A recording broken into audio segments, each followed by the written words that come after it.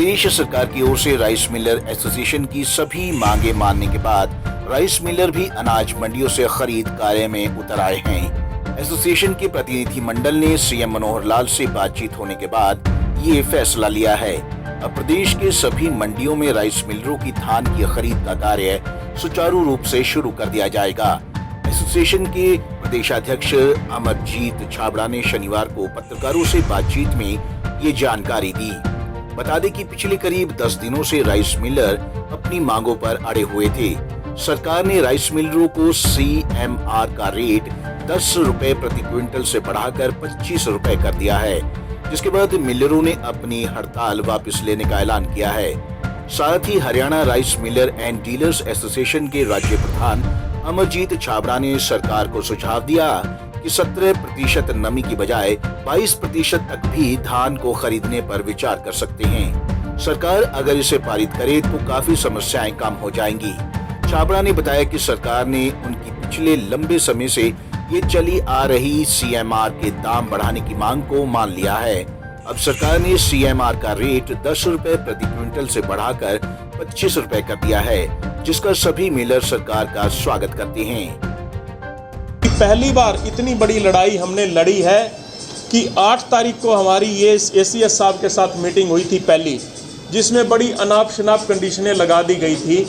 उसके बाद चावल उद्योग पूरा संघर्ष पे उतरा, क्योंकि उनके हकों और हितों के साथ काफ़ी लंबे समय से खिलवाड़ हो रहा था साथियों।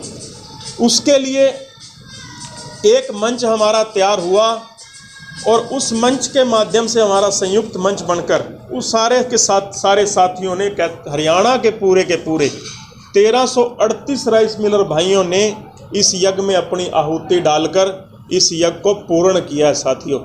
इसमें मैं आपको एक चीज़ बड़ी क्लियर कहना चाहता हूं कि इसके अंदर हम माननीय मुख्यमंत्री हरियाणा सरकार को पूर्णतया बधाई देते हैं, जिन्होंने पूरे हमारे ट्रेड को अपने गले से लगाकर इस ट्रेड को उद्धार किया, इसकी नैया को पार करने की उन्होंने इच्छा व्यक्त की है।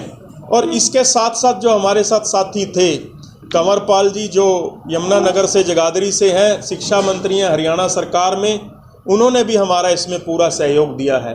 ओम प्रकाश धनखड़ जी जो भारतीय जनता पार्टी के प्रदेश अध्यक्ष हैं, उन्होंने भी हमारा इस संघर्ष में हमारा बहुत साथ दिया है साथियों।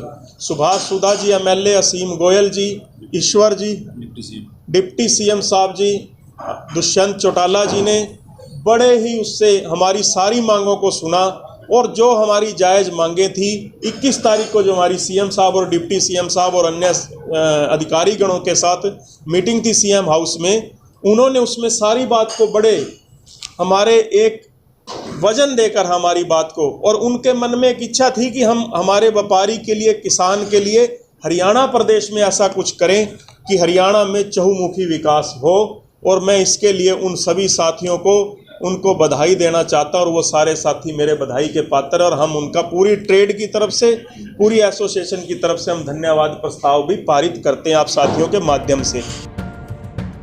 गौरतलब है कि पिछले कई दिनों से किसान अपनी मांगों को लेकर धरने दे रहे थे, लेकिन अब उनकी फसल की खरीद शुरू हो गई है। Bureau report, Punjab Kesari TV, Chandigarh.